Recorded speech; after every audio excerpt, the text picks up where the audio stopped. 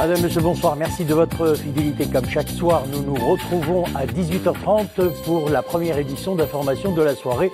Nous vous proposons les principaux titres. L'hôpital militaire de campagne installé par les forces armées royales dans la commune Al-Aziza dans la province de Chichaoua poursuit les soins et assistance aux populations des zones montagneuses touchées par la vague de froid. Un froid d'ailleurs accompagné de nombreuses chutes de neige. Ces dernières 24 heures, il a beaucoup neigé ce matin à Jarada en abondance, au grand bonheur des visiteurs. Les déneigeuses sont entrées en action. Et puis page culturelle, il sera question en fin de journal de l'exposition de l'artiste Sana Ben Abdullah, L'art en caftan. C'est le thème de son exposition, un univers féminin séduisant que nous découvrirons en fin de journal. Il est déployé en application des hautes instructions royales pour renforcer l'assistance médicale aux populations des zones montagneuses touchées par la vague de froid. L'hôpital militaire de campagne installé par les forces armées royales à la commune Lalla Aziza dans la province de Chichaoua offre des services dans plusieurs spécialités, dont la médecine des urgences et la médecine générale. Le staff médical est aux petits soins pour les patients qui sont orientés vers les différents services de l'hôpital. Reportage Soumia Blayachi, Nissel Hamdaoui. À l'hôpital militaire de campagne mis en place dans la commune Lalla Aziza, province de Chichaoua, l'affluence des habitants des douars avoisinants est palpable. Nous sommes dans le service de médecine générale, qui constitue l'interface d'accès aux soins. Autrement dit, la première étape du parcours du patient.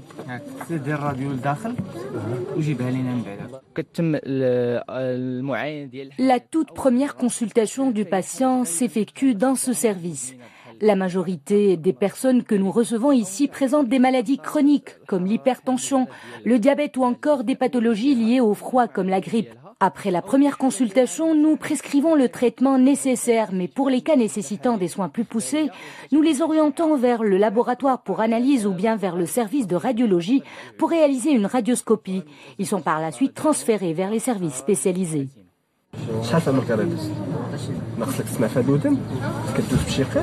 Des soins primaires, le malade peut, si besoin est, passer aux soins spécialisés.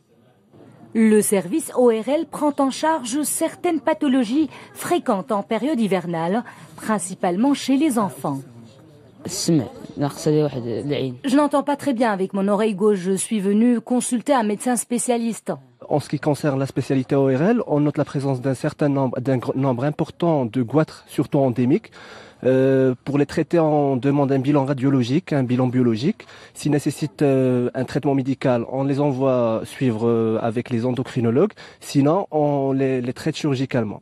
Aussi, chez les enfants, on note aussi la présence d'un nombre important d'otites séromuqueuses.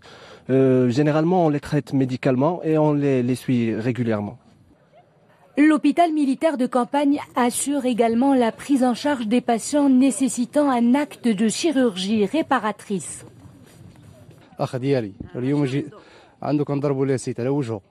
Mon frère présente des brûlures par acide sulfurique.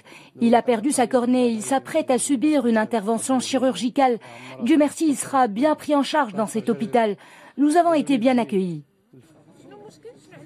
Toute une palette de soins est donc proposée au sein des différents services que compte l'hôpital pour répondre au mieux aux besoins de santé des populations enclavées. Un froid qui sera d'ailleurs d'actualité encore ces quelques jours, mais attention aux averses orageuses. Elles seront importantes dès ce soir 22h jusqu'à dimanche 12h et elles concerneront les provinces d'Oujda, Berkane, Nadour, Driouch et Housima. Et puis dimanche également à partir de 12h et cela jusqu'à minuit. Des averses importantes orageuses également toucheront les provinces de Midelt, Rachidia, Tinrir, Zagoura, Boulmen et Figik. Et pour ce qui est des chutes de neige, elles ont été abondantes ces dernières 24 heures sur plusieurs régions du royaume, notamment en hauteur. À Jarada, la neige est tombée en abondance ce matin. Le reportage Rachid Latabi, Mohamed Aitleshkar. Déjà les premières sculptures de neige, 5 cm au niveau de l'agglomération de l'Ouinat. De quoi décider les enfants à sortir jouer avec en cette période de vacances scolaires. On est très contents aujourd'hui, c'est la neige, en plus c'est les vacances, alors c'est le comble. Premier flocon, première chute de neige de la saison dans toute la province de Jarada. En altitude, le manteau blanc fait dans les 10 cm. Et sur la route en direction de Tissourine, un chasse-neige est en action depuis les premières heures de la matinée. Nous sommes en train de dégager cet axe routier pour désenclaver Douar Tissourine et en même temps, d'autres engins sont en action au niveau d'autres axes routiers, la route nationale numéro 17 ou encore la route régionale 307 qui relie Jarada et Oujda. La région est connue pour une importante activité d'élevage ovin et caprin. Ces chutes de neige vont permettre à coup sûr le développement de pelouses d'altitude et de zones de pâturage. Cette neige sera bénéfique aux agriculteurs, aux éleveurs, à l'alimentation des puits. La nappe phréatique sera alimentée, la saison agricole sera bonne, les éleveurs en profiteront, elle aura des retombées positives sur toute la population. Et sur la route d'une amodiation de chasse sportive, la neige a fait changer de programme des passionnés de chasse sportive, notamment aux sangliers. Parmi eux, un groupe d'Espagnols. Ils font escale dans une auberge autour de plats au poulet bio. Nous avons été surpris par les chutes de neige et comme on ne pouvait pas pratiquer la chasse, nous sommes heureux de bénéficier de l'hospitalité d'un chasseur marocain. Un temps neigeux certes, mais qui invite de toute évidence à l'excursion. On passe à présent à l'actualité internationale dominée ce soir par l'Afghanistan. Près de 100 morts après l'explosion d'une ambulance piégée. Un attentat qui a frappé la capitale Kaboul est revendiqué par les talibans. Il y aurait également plus de 158 blessés. L'explosion s'est produite dans le quartier abritant des bureaux du ministère de l'Intérieur et ceux de l'Union européenne. Le kamikaze a utilisé une ambulance pour passer les barrages. Il a indiqué au premier passage qu'il acheminait un patient vers l'hôpital. Attentat qui survient une semaine après l'attaque de l'hôtel intercontinental de Kaboul qui a fait 25 morts. Et puis la France, toujours en proie aux crues et inondations. 12 départements sont en vigilance orange. En Île-de-France, le pic de crue de la Seine attendu demain devrait être moins élevé qu'en 2016. La Seine ne devrait finalement pas grimper au-delà des 6 mètres à Paris. Le pic de crue se situerait entre 5,80 m et 6 mètres dimanche soir au plus tôt. Quant au niveau de la Marne, il devrait atteindre un niveau historique de 5,45 m. Tout un quartier est privé d'ailleurs d'électricité. Le retour à la normale n'est prévu que dans 10 jours. Dans Lyon, la décrue est annoncée pour cette fin de semaine. Et puis en Chine, le pays connaît une vague de froid sans précédent. Le nord et le nord-est enregistrent des températures de moins 49 degrés, notamment à Jianrei, en Mongolie intérieure, considérée en Asie comme étant le pôle de froid de la Chine. La beauté glacée des paysages attire d'ailleurs de nombreux touristes et à cause de ces températures extrêmes, peu d'habitants sortent dans les rues.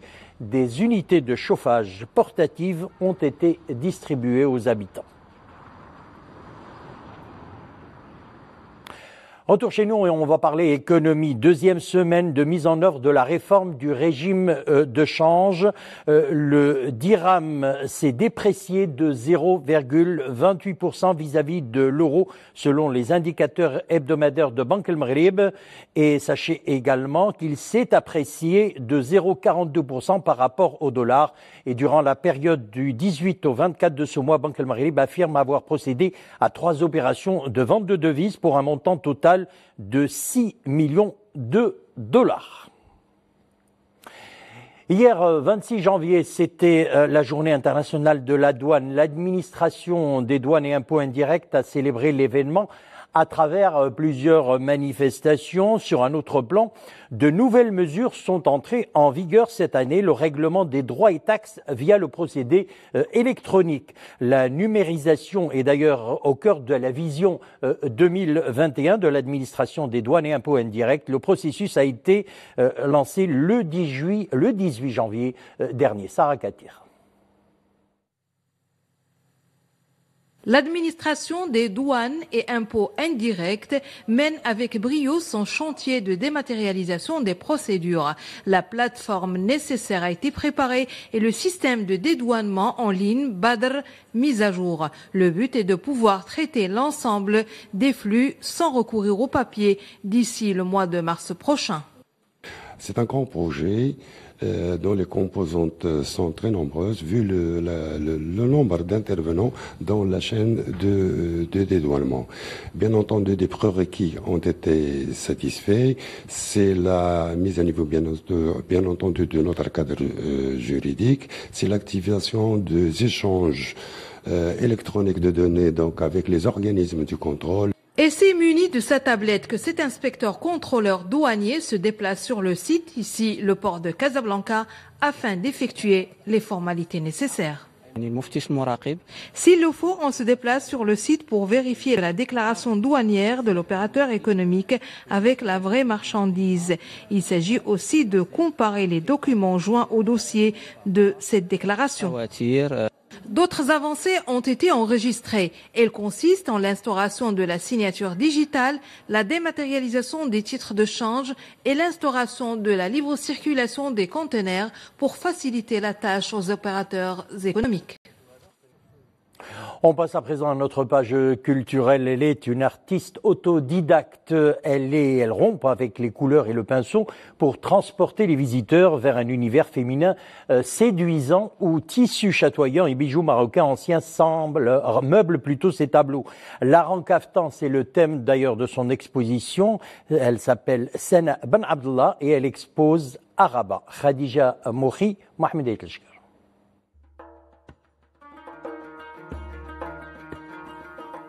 Indémodable. Le kaftan d'antan, avec sfifa et autres dentelles et les incontournables accessoires de mailles broches.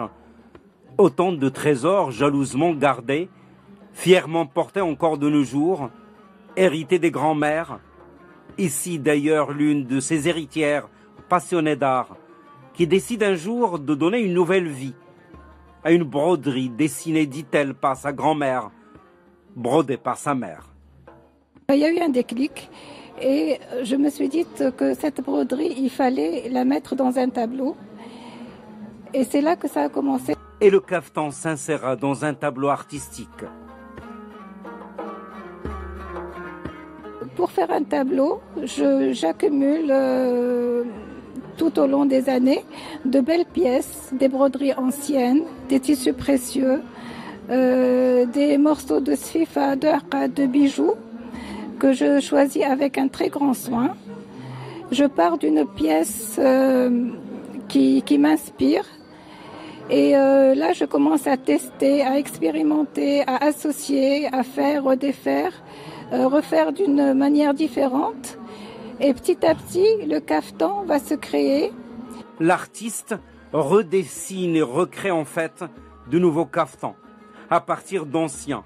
Une sorte de montage artistique de broderie et autres sfifa pour redonner vie à un élément de patrimoine, un habit qui a traversé les siècles sans perdre de son éclat, le kaftan de toujours.